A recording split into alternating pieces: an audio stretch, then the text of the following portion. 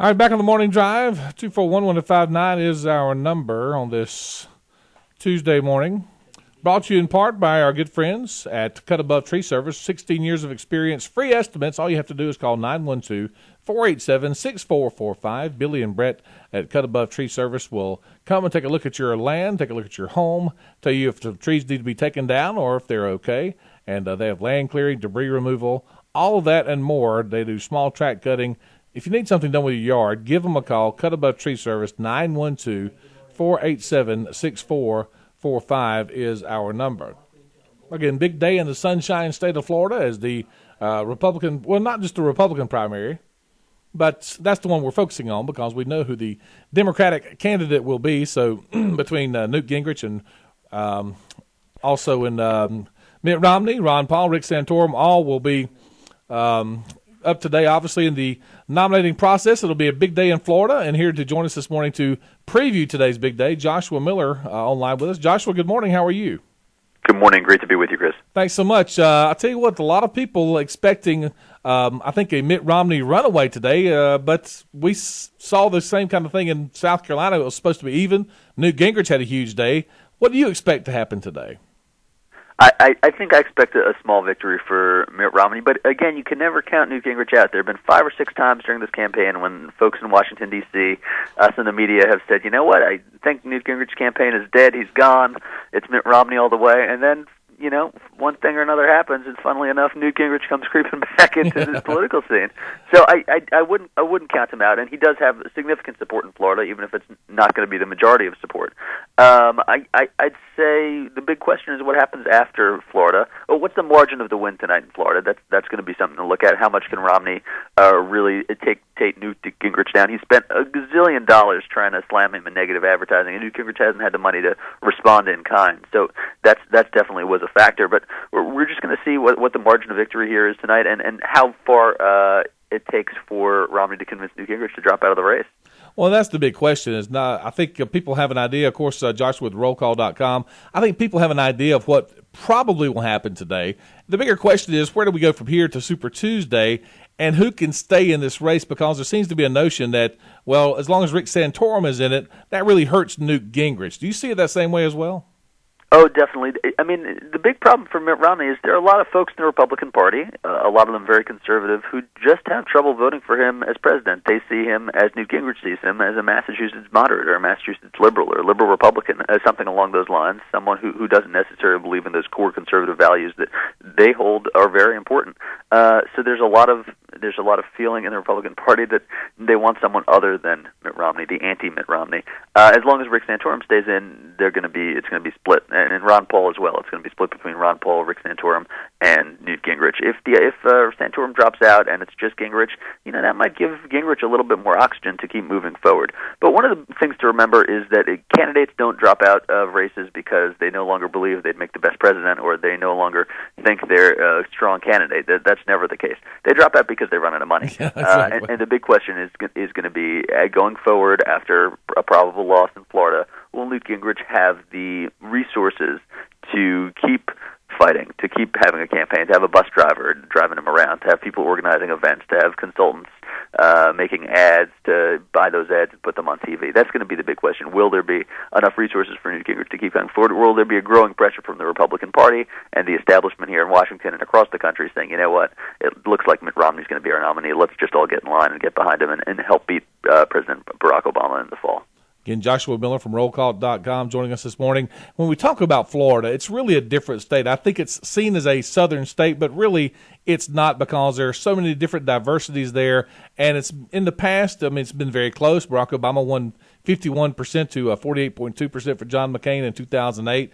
Florida has always been its own kind of animal. Does it seem that way as well to you? Oh, yeah, definitely. It's such a diverse and sort of unique state in the Union. Yeah, you can't really lump it in necessarily with the rest of the South, as it has just a different kind of population. About a quarter of folks in Florida are Latino, and about more than actually a quarter speak a language other than English at home. So it's a very, very diverse state. A lot of first and second generation immigrants, and a lot of different issues that animate voters there than perhaps in other places. I think it's just a question of what message resonates with and for some of them, Mitt Romney has sort of this moderate. He governed as a thoughtful technocrat. He took all the information at hand and made the best decisions without too much political fervor involved during his time as governor. And he has a business career, and that appeals to a lot of folks who are more moderate. The question is going forward to some of the other primary states as you get towards Super Tuesday, as you get towards places like Mississippi and Alabama and Louisiana and Georgia. Is that a message that's going to resonate with voters, or is Newt Gingrich, who's really painting himself as the true conservative in the race, as a Reagan conservative, is that going to be the one that voters say, you know what, he's the one who I want to go against President Obama, even if he doesn't necessarily have as good a chance of beating him, he's the one who really believes what I believe, and I want to vote for him. A lot of different layers to this process today. Are you surprised that Newt Gingrich, he got the big bump coming out of South Carolina, but in the last week and a half, I guess, that's been dialed down. We see Romney polling very strongly in Florida. Are you surprised by that, and what do you attribute that to? I'm not surprised by that, and I attribute it to the fact that Mitt Romney has spent millions of dollars in negative TV ads against Newt Gingrich. What he's done is he saw the threat Newt Gingrich posed to him. He's thought he's gotten rid of Newt Gingrich a few times before. He's thought he's been politically dead, but he keeps coming back to life, that Newt Gingrich. And Romney has said, you know what we're going to do is we're going to spend a lot of money really making sure voters in Florida know this is not the guy they want to vote for. So they've spent millions of dollars sort of creating a message that Newt Gingrich is not someone you really want to vote for, reminding people of his ethics troubles when he was Speaker of the House, reminding people that perhaps he's not as tightly connected to Ronald Reagan as he portrays himself as. And all those negative TV ads, I mean, they work. Negative, unfortunately, in America, negative campaigning works. So all that stuff, I think, is what I attribute Newt Gingrich numbers in the polls dipping pretty precipitously over the last week and a half to. Josh, we have about one more minute. Let me ask you quickly, is there a number that Ron Paul and Rick Santorum have to meet to really realistically stay in this race? Ron Paul said he's going to be there until the convention, and I can see that, but with Rick Santorum, I guess more especially, is there a number that he needs to hit today to realistically stay in this race throughout? Again, I think it's just the money. If he can convince donors that he still has a viable shot at becoming president of the United States after he wins, 10, 13%, then it doesn't matter what he hits as long as people are willing to keep giving money. But if the narrative becomes more and more Rick Santorum's just sort of the guy who's hanging on and dragging everyone else down, eventually he's going to have to say, you know what, it's been a great run. I've gotten my message out there. I've gotten my issues out there more than I could have ever expected, and I'm going to support whichever candidate he chooses to support. As for Ron Paul, I think he has his own base of support that's sort of unique within the Republican Party, and he'll go to places like Maine, really independent places that aren't necessarily as political as other spots, people who really value his libertarian views, and he might be able to pull out a victory in some other states. So I expect to see him continue, no matter how much he gets in each of these states, till the convention. As always, money talks in Washington, and it'll talk today in Florida as well. Joshua, you'll have a very busy day and an exciting one for all of us. Hey, we appreciate your time this morning. Thanks so much. It's my pleasure. Thanks for having me. All right. Joshua Miller with rollcall.com, which is a great place to keep up with everything going on politically. And I think he's right. We talk about what number do they need to hit, how much will Mitt Romney win by, and those types of things. And those are all very important, but also you got to have the money. And I think you put it very plainly, very bluntly. To pay the guy to drive your bus, to buy that advertising, if you can't stay in it with the donations, you simply can't stay in it.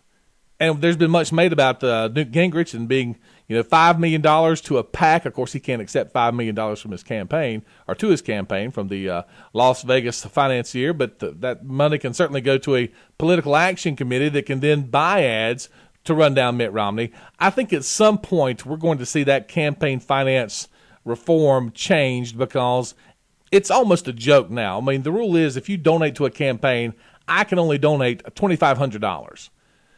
Not that I'm going to, but that's all I could if I wanted to. But now if you want to donate to a political action committee, well, you could donate $100 million if you'd like, and then that action committee can then buy ads against whichever candidate they want to get out of the race. And, of course, the nominee says, well, that's not my campaign, really, that's the political action committee, of which I have no control over. Well, it's all a big ruse. I mean, it's all a farce, really. And I think at some point you'll see that process change. I don't exactly know how that would come about, but I do think you'll see it change because it's just a bit of a joke as it is right now. Again, we'll see what's happening. Mitt Romney is polling double-digit lead over Newt Gingrich, but as I said, South Carolina, they were polling equal, and then Newt Gingrich came out and pulled out a double-digit win. So Don't believe that polling, and if you're listening to us down in the great state of Florida, get to those polls today. Make your voice heard, as always, and we'll, of course, recap all of this tomorrow. We'll take a break and come back. Your local news up next right here on News Talk 105.9. This is WVGA.